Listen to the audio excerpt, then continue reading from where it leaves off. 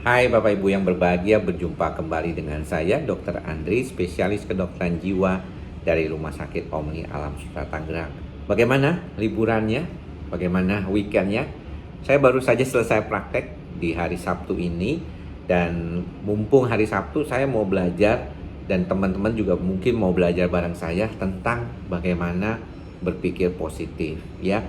Ini klise, wah istilahnya ya, sangat-sangat klise. Sangat mudah diomongin. Kamu berpikir positif lah. Kamu jangan cuma mikir negatif dong. Positive thinking gitu ya. Tapi kadang-kadang pas dibalik tanya, bagaimana caranya supaya bisa positive thinking atau berpikir positif? Dia bingung sendiri gitu ya. Nah, pada kesempatan kali ini saya mau bagi tipsnya nih kepada Bapak Ibu, teman-teman semua tentang bagaimana kita berpikir positif. Nah, pertama, saya sudah pernah bilang ya sama Bapak Ibu, kehidupan kita ini beragam. Banyak sekali hal-hal yang terjadi di dalam kehidupan kita. Salah satu yang paling penting ketika kita bangun tidur, apa yang perlu kita lakukan? Jangan buka HP ya, atau jangan langsung lihat HP. Yang pertama ketika bangun tidur kita lakukan adalah kita mengucapkan syukur.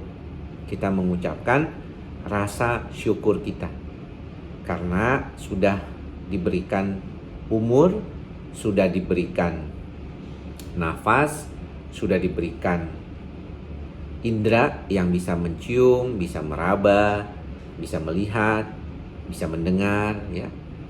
Yang mengalami masalah tunarungu maupun tunanetra, Dok, walaupun demikian tetap bisa bersyukur karena masih bisa meraba, masih bisa mencium.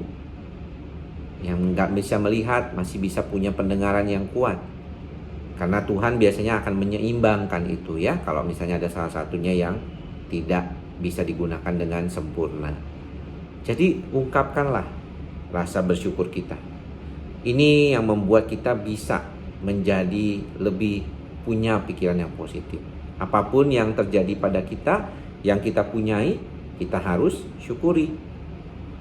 Ya, jangan kita tuh menjadikan diri kita tuh bukan orang yang bersyukur. Ini penting ya teman-teman. Nah, yang kedua adalah kita mengingat kembali hal-hal yang baik yang membuat diri kita tuh merasakan kebahagiaan. Apa saja nih ya, hal-hal positif ya di dalam kehidupan kita.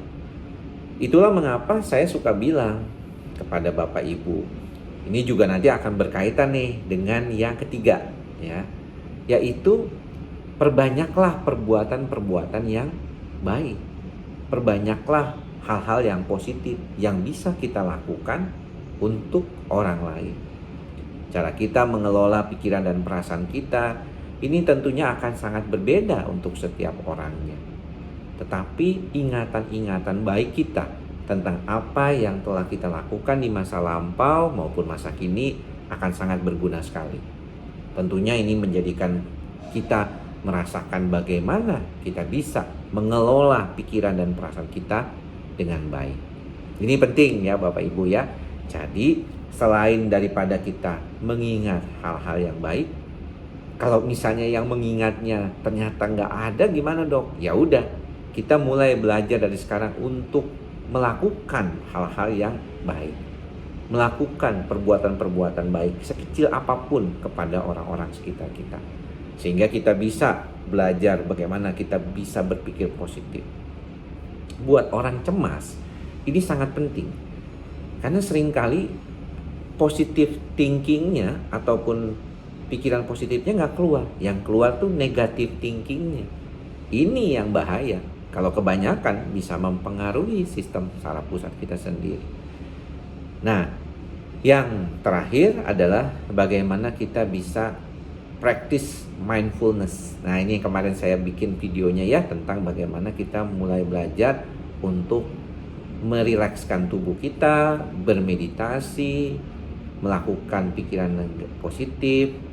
Tetapi terkait dengan apa dong? Terkait dengan situasi kehidupan sekarang. Jadi usahakanlah pikiran kita tuh berada pada here and now, saat ini dan sekarang. Kalau ada pikiran-pikiran yang negatif yang bisa membuat kita tidak nyaman, kembalikanlah kepada positive thinking kita. Bahagia, bersyukur. Selalu demikian kita latih. Lalu kita jalanilah kehidupan ini dengan baik, dengan sadar. Ya, saya selalu mengatakan kenapa ikhlas, sabar, dan sadar. Karena seringkali kita itu tidak melakukannya dengan baik. Anda mungkin pernah dengar ada cerita orang yang sering bolak-balik, periksa-periksa. Kenapa? Selain memang dia mungkin mengalami suatu gangguan yang namanya OCD, dia juga bisa aja karena dia nggak konsen waktu melakukan itu. Bolak-balik ngelihat pintu, ngelihat kamar, ngelihat kompor, segala macam ya, yang sering kali menjadikan dia punya masalah dengan kehidupan dia. Nah ini Bapak Ibu yang mungkin bisa membantu Bapak Ibu untuk belajar. Bagaimana nih teman-teman juga bisa belajar bagaimana berpikir yang positif. Tidak ada batasan usia. Dari kecil, dewasa, sampai usia lanjut usia. Tetaplah kita berpikir positif untuk lebih menyenangkan diri kita. Saya bahagia saat ini sudah selesai praktek. Saya sudah bisa membantu orang lain dengan baik. Mudah-mudahan saya bisa menenangkan diri saya setelah ini dan kemudian berkumpul dengan keluarga segera. Tapi sebelum pulang saya pengen bikin video dulu nih buat Bapak Ibu. Ingin membuat satu perbuatan baik lagi supaya kita selalu dipenuhi oleh keinginan untuk membantu orang lain. Baik, gitu ya Bapak Ibu ya. Demikian apa yang bisa saya sampaikan pada kesempatan kali ini. Semoga Bapak Ibu semua berbahagia, teman-teman semua berbahagia. Semoga semua makhluk berbahagia. Sampai bertemu lagi di lain kesempatan. Salam sehat jiwa. Bye-bye.